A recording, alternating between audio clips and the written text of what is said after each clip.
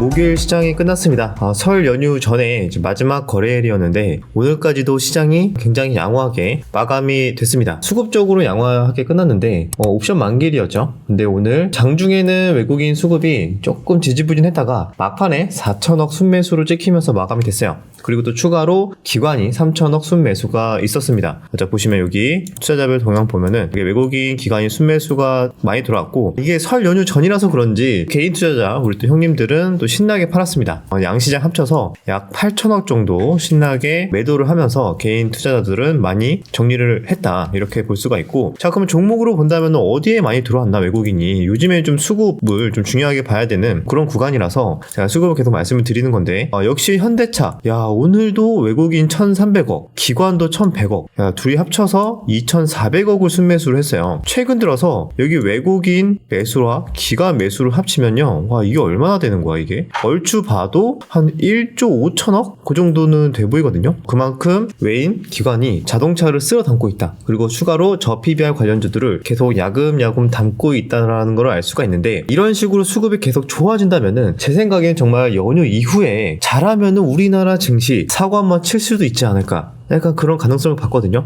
왜냐면은 그 전에만 해도 긴가민가 했었는데, 왜냐면 얘네 저 PBR만 오르니까 조금 애매했거든요. 근데 오늘 다시 막 반도체도 오르고 최근에 또 2차 전지도 오르고, 이런 분위기가 형성이 되면은 얘네들끼리 뭐 자동차 갈 때 있고, 그 다음에 저 PBR, 반도체, 2차 전지, 얘네들끼리 만약에 이렇게 순환매 형태의 시장이 형성이 된다면은 정말 우리가 코스피 2,800 돌파가 불가능하진 않을 것 같은데 라는 생각이 드는 거예요. 이번에는 조금 기대를 하게 되는데, 아무래도 그 근거를 찾기 위해서는 정책이 굉장히 중요한데, 이번에 정부에서 저 PBR 기업 밸류업 프로젝트를 이를 악물고 이번에는 조금 진행을 시키지 않을까, 좀 이런 기대감이 굉장히 커지고 있거든요. 어제 KBS에서 신년 대담이 있었죠. 윤 대통령. 여기에서도 주식 얘기가 많이 나왔어요. 일단 출산율 얘기도 나오고 이런저런 얘기 나왔는데, 출산율을 한 명으로 목표를 한다. 1.0 최근에 뭐 우리나라 막 0.7 막 이렇게 나왔었죠. 그래서 1.0으로 목표를 하는데, 그렇게 하기 위해서는 국민들이 살만해야 되잖아요, 그죠? 심리적으로나 경제적으로나. 근데 그거를 과거에는 항상 정부들이 어떻게 했었죠? 부동산을 부양시키고 막 이런 거에 집중을 했어요. 왜냐면은 국민들의 대부분이 다 부동산을 관심 있어 하고 부동산에 갖고 있는 분들도 많고 해가지고 그쪽을 부양을 많이 했다면은, 이번에는 분위기가 살짝 주식 쪽으로 바뀌고 있습니다. 그래서 어제 신년 대담에서도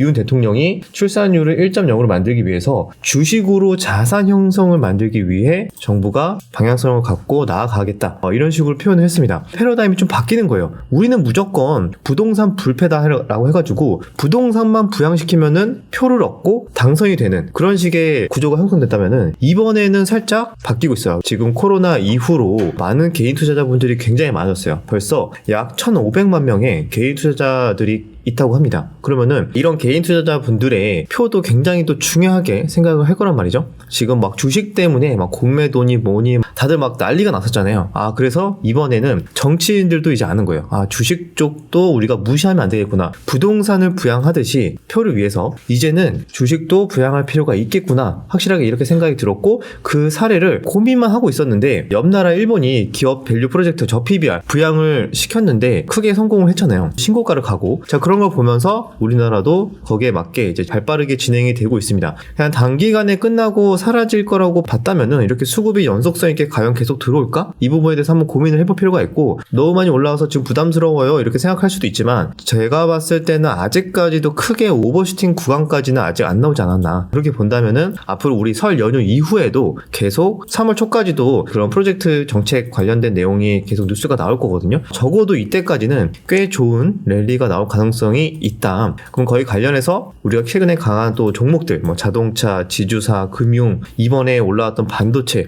그리고 또 2차 전지까지 일부 합세를 하고 있잖아요. 그럼 이런 분위기에 맞게 우리 설 연휴 이후에도 대응할 게 좀 많이 있지 않을까, 좀 그렇게 생각이 듭니다. 그래서 개인적으로 이번에는 조금 기대가 돼요. 코스피가 이전과는 좀 다른 모습이 나와주고 있어서 많은 분들이 그럼에도 불구하고 우리는 그래봤자 박스피인데, 우리는 너무 당연하게 생각하고 있어. 근데 이번에는 살짝 기대를 해봐도 되지 않을까, 박스피를 탈출하는 자, 그럼 코스닥 같은 경우에는 아직은 21선 아래이긴 하지만 그래도 바닥을 조금 다지는 듯한 모습이고, 코스피 한번 볼까요? 이게 코스피 차트인데 여러분들 이게 최근에 많이 빠졌다가 언제 그랬냐는 듯이 지금 다시 정고점 부근까지 올려놨어요. 우리 2650 정도가 항상 저항대 맞고 떨어지는 구간이었는데 작년부터 이렇게 떨어뜨리고 저점 올리고 다시 2600포인트 위로 올려놓는다?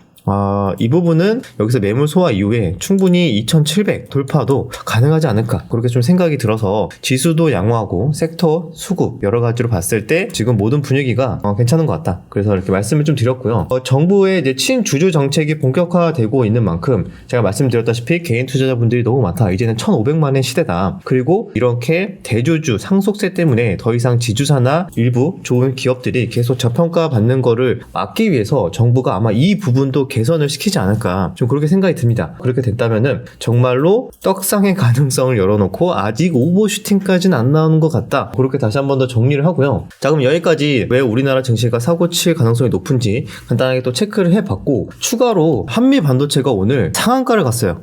대단한데 이게 그렇게 오랫동안 못 가다가 박스권을 움직이다가 하루에 갑자기 돌파가 나오면서 거래대금 무려 거의 9천억 가까이 터지면서 상한가를 갔습니다. 이렇게 되면은 다시 반도체 이제 반격이 시작되나? 최근에 너무 PBR이랑 자동차만 올라서 조금은 소외받았는데 이번에 조금 반격이 시작되지 않았나라고 생각이 좀 듭니다. 그래서 한미 반도체는 완전히 반도체 섹터로만 올랐다라기보다는 자사주 소각 200억도 있었어요. 근데 200억 소각을 했다고 이게 상한가를 갈 이슈는 아니잖아요. 근데 그만큼 지금 친주주 정책에 좀 민감하게 좀 더 반응한다? 그래서 이런 사례를 보고 다른 기업들도 계속 주주 친화적인 방향성을 잡고 나아간다면은 아마 거기에서 또 민감하게 주가들이 움직이는 좀 그런 분위기가 형성됐다. 이렇게 볼 수가 있습니다. 삼성물산도 그렇고요. 최근에, 그죠? 그래서 이렇게 더 강하게 올라와줬고, 플러스 오늘 장 끝나고 영국의 반도체 설계회사죠.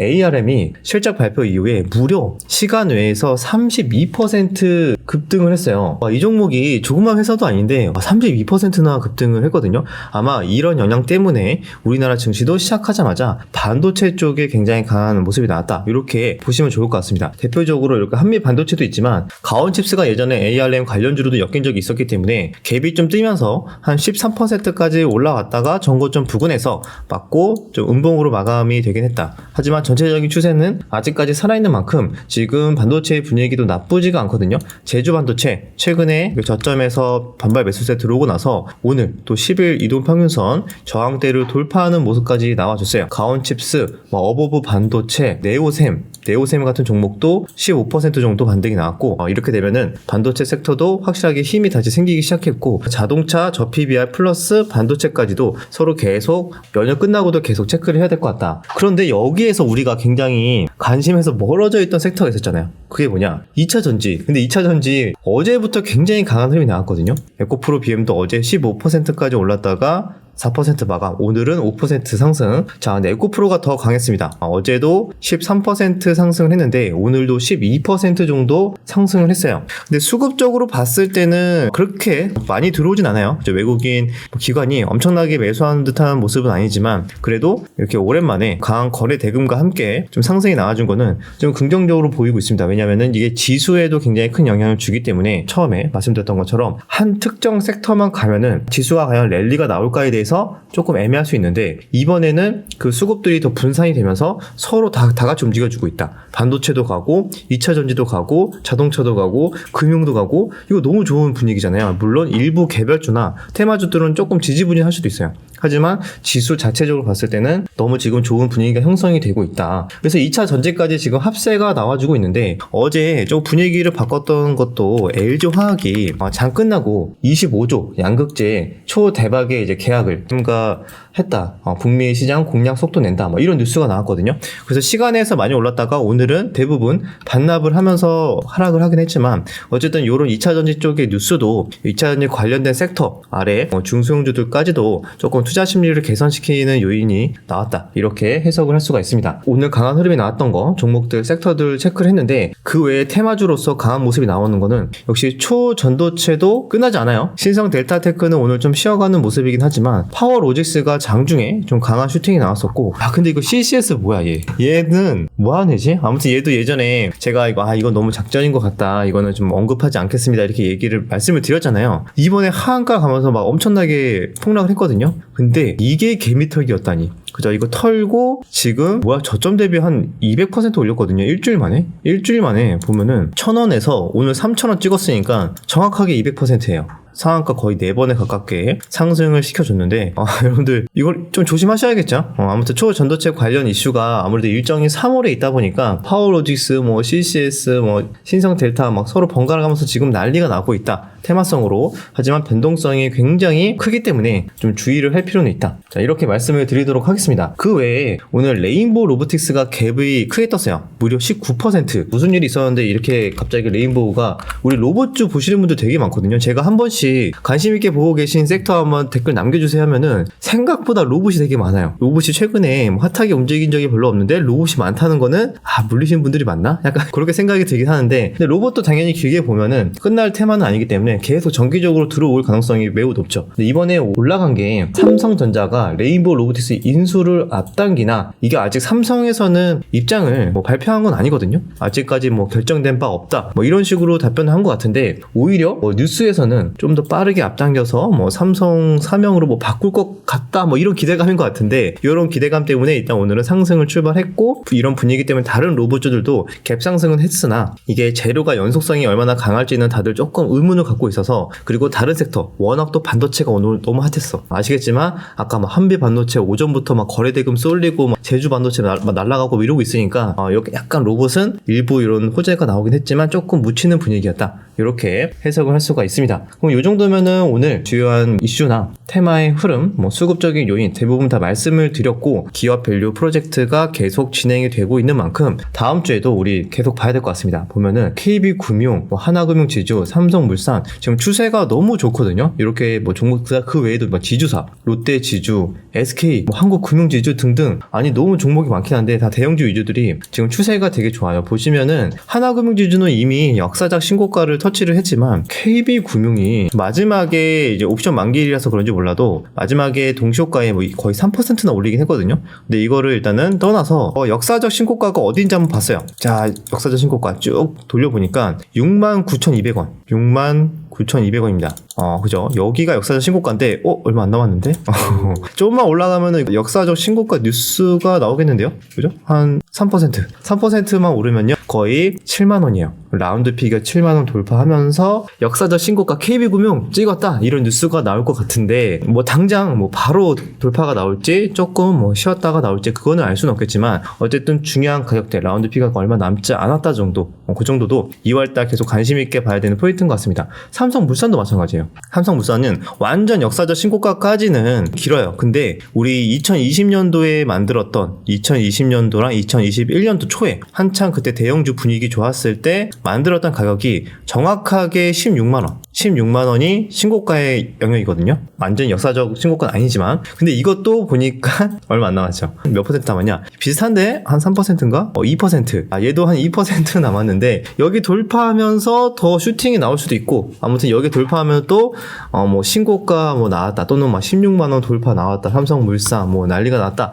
또 이런 뉴스가 나올 수 있거든요. 이런 분위기 때문에 다른 또 지주사나 금융사, 자동차, 저 PBR까지도 아직 끝나지 않았나? 라는 분위기가 형성되면서 수급이 더 몰릴 수도 있다는 거, 그런 것들도 2월달 좀 천천히, 그렇다고 해가지고 여러분들 연휴 끝나자마자 돌격하고 이런 의미가 아니라, 아직 추세는 가파르게 오른 만큼 언제든지 쉬어갈 수는 있다. 하지만 이런 중요한 가격대 돌파나 라운드 피겨의 가능성은 열어두고 다음 조정이나 하락이나 눌림이나 이런 구간에서 매매를 저도 개인적으로 해볼 수 있지 않을까 이렇게 생각을 하고 있어요. 그래서 이런 것도 굉장히 좀 중요하게 봐야 되는 포인트인 것 같다. 그 외에 또 뭐가 있을까? 자동차 역시 너무 좋은데, 현대차 여러분들 이렇게 가파르게 올랐는데 살 수 있는 우리도 야수의 형님들이 많이는 안 계실 것 같긴 하거든요. 그럼에도 불구하고 사람들이 학습이 됐어. 어떤 학습? 우리 작년에 에코프로랑 에코프로 BM으로 많이 학습을 했잖아요. 그래서 개인 투자자분들이 아마 제가 봤을 때 조금만 조정 나오면은 또 돌격하시는 분들이 많아질 것 같고, 근데 지금 조정이 잘 안 나오는 이유, 일단 외인 기관이 계속 사고 있으니까 조정이 안 나오거든요. 그렇기 때문에 아마 누구나 다 지금 기다리고 있을 겁니다. 첫 번째 조정 언제 나오냐, 한 번만 음봉 만들어줘 나 사고 싶어 이러시는 분들이 되게 많거든요. 이런 투자 심리도 한번 우리가 다시 한 번 더 고민을 해볼 필요가 있고, 그러면은 현대 기아차가 조정이 나오더라도 충분히 연속성이 있을 것 같다. 그 아래에 있는 자동차 부품주를 또 어떻게 봐야 되겠죠? 어제 오늘 서현 2화 계속 좋은 흐름이 나와주고 있지만,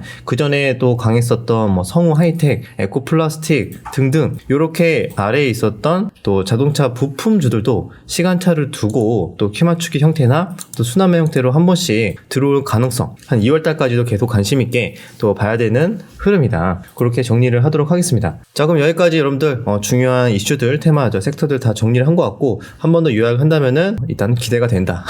이렇게 정리를 하겠습니다. 말씀드렸던 섹터, 왜냐하면 다 좋기 때문에 뭐 반도체도 그렇고 2차 전지도 그렇고, 그래서 조금 더 욕심을 내봐도 되지 않을까. 그럼 여기에서 여러분들 한번 댓글 참여를 위해서 또 시청자분들의 생각을 좀 다를 수도 있으니까 다양하게 의견을 남겨주시면 좋을 것 같아요. 이번에 코스피 전고점 돌파한다 안 한다, 2700 돌파, 뭐 2800 간다 안 간다, 여기에서 이제 의견을 좀 달아주시면 좋을 것 같아요. 어떻게? 야, 이번에 좀 다르다, 정부의 방향성이 다르다, 정책 강하다, 그렇게 생각하시는 분들도 있을 것 같고, 야, 우리가 무슨 뭐 한두 번 속냐, 박스피가 그렇게 쉽게 깨질 거 아니야, 우리는 이번에 또 속으면 안 된다, 이렇게 생각하시는 분들도 있을 거기 때문에 자유롭게 댓글과 거기에 따른 근거까지도 써주시면 좋을 것 같습니다. 영원이랑 마지막 또 인사드리면서 마무리하도록 하겠습니다. 추세선이 방향을 결정한다는 사실을 잊으면 안 된다. 순풍을 타고 자연스럽게 앞으로 나아가야 된다. 맞바람은 피하는 게 좋다. 바람이 없어 표류하는 날은 한숨 돌리면서 낚시를 즐기는 것도 좋다. 굉장히 좀 낭만적인 느낌도 있는데 주식시장에서 빗대서 표현한 겁니다. 또 맞바람은 이 추세에 반하지 말고, 방향성에서 반하지 말고, 우리는 지금 현재의 추세에 순응하고 대응할 줄 알아야 된다. 또 그게 잘 보이지 않거나 내가 판단이 다 잘 서지 않을 때는 쉬면서